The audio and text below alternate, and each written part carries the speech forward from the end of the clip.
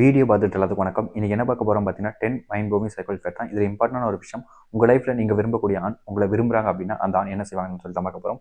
வாங்க வீடியோக்குள்ளே போகலாம். ஒன் பை ஒன்னாக தெரிஞ்சுக்கலாம். நம்ம சேனல் சப்ஸ்கிரைப் பண்ணிக்கோங்க. மற்ற நபர்களுடன் இருப்பதை விட உங்களிடம் எப்போதும் ஒரு ஆண் தனித்துவமாக இருந்தால் அந்த ஆண் உங்களை உண்மையாக விரும்புகிறார்கள் அர்த்தம். அதாவது பார்த்தீங்கன்னா ஒரு ஆண் எல்லார்கிட்டையும் ஒரே மாதிரி இருக்க மாட்டாங்க. ஒரு சில நபர்களை பிடிக்கும், அவங்ககிட்ட வித்தியாசமா இருப்பாங்க. ஒரு சில நபர்களை பிடிக்காது, அவங்ககிட்ட வேற மாதிரி இருப்பாங்க. ஒரு சில அவங்க மேலே ரொம்ப அனுபவிச்சிருப்பாங்க, அவங்ககிட்ட ஒரு மாதிரி இருப்பாங்க. ஸோ உங்கள் லைஃப்பில் ஒரு ஆண் உங்ககிட்ட தனித்துவமாக இருக்காங்க அப்படின்னாலே நீங்கள் புரிஞ்சிக்க வேண்டிய ஒரு விஷயம், அந்த ஆணுக்கு உங்கள் மேலே அதிகளோட அன்பு இருக்குது. அந்த ஒரு காரணத்துக்காக தான் அந்த ஆண் உங்ககிட்ட தனித்துவமாக இருக்காங்க அண்ட் உங்களை விரும்புகிறாங்கன்னு அர்த்தம். வேறு எந்த ஒரு பெண்ணையும் அந்த ஆண் தேடி வந்தாலும் பேசினாலும் அந்த ஆண் அந்த பெண்ணிற்கு எப்பொழுதும் முக்கியத்துவம் கொடுக்கவே மாட்டார்கள்.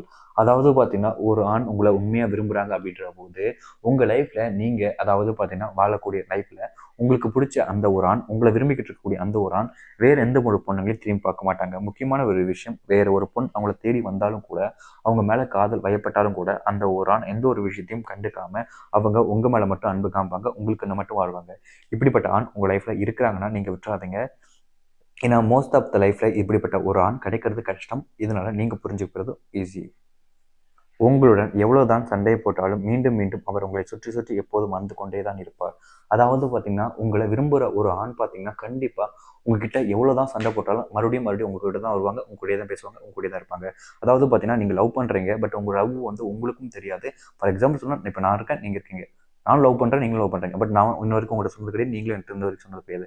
அந்த சொல்லாமலே அண்டர்ஸ்டாண்டிங்கில் இருக்கக்கூடிய அந்த ஒரு லவ் இருக்குல்ல, அந்த டைமில் உங்ககிட்ட எவ்வளோதான் சண்டை போட்டாலும் என்னதான் பிரச்சனை இருந்தாலும் மீண்டும் நான் உங்களை தேடி வரதான் செய்வேன்.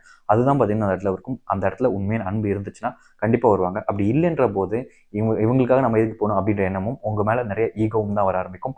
இந்த காரணத்தினால உங்கள் லவ் அண்டர்ஸ்டாண்டிங் இல்லாமல் பிரிஞ்சு கூட போகலாம். ஒரு ஆண் உங்களை விரும்பும் பொழுது மட்டும்தான் அந்த ஆண் உங்கள் வாழ்க்கையில் நீங்கள் இல்லை என்றால் அவர்களால் வாழவே முடியாது. அதாவது பார்த்தீங்கன்னா இங்கே எல்லோர் லைஃப்லையுமே இப்படி இருக்கா அப்படின்னு கேட்டிங்கன்னா கண்டிப்பாக இல்லை. இங்கே ஒரு சிலவங்க லைஃப்பில் மட்டும் ஒரு சிலர் இல்லைன்னா அந்த லைஃபே போரிங் ஆயிரும். முக்கியமாக அந்த லைஃபை ஏன்டா வாழ்கிறோம் அப்படின்ற எண்ணங்கள் வர ஆரம்பிக்கும். அதுபோல் உங்களோட லைஃப்பில் ஒரு ஆண் உங்களை நிறைய அன்பு வச்சு உங்களை விரும்புனாங்க அப்படின்ற போது நீங்கள் இல்லை அப்படின்ற போது அவங்களாலையும் அந்த வாழ்க்கையை வாழவே முடியாது அப்படின்ற விஷயம் இருக்குது. பட் மோஸ்ட் ஆஃப் த லைஃப்பில் ஒரு சில வருடங்கள் போகும்போது அது அப்படியே மாறும்.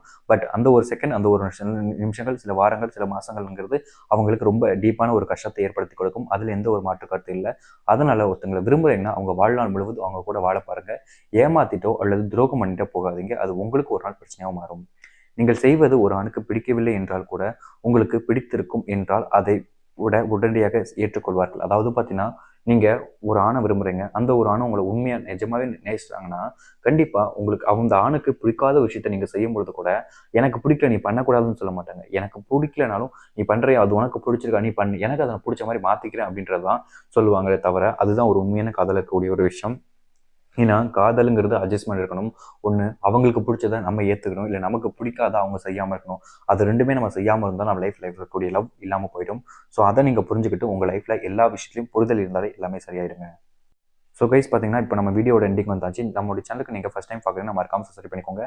இந்த வீடியோ உங்களுக்கு எந்த அளவுக்கு யூஸ்ஃபுல்லாக இருந்துச்சு, எந்த அளவுக்கு நம்பமாக இருந்துச்சுன்றதை நீங்கள் சொல்லுங்கள். நம்மளோட சேனலுக்கு சப்ஸ்கிரைப் பண்ணிக்கோங்க, உங்கள் ஃப்ரெண்ட்ஸ் அண்ட் ஃபேமிலி ஷேர் பண்ணுங்கள். இதே மாதிரி வேறு ஒரு இன்ட்ரெஸ்டான வீடியோ வந்து பார்க்குற வரைக்கும் see you, tata, bye bye.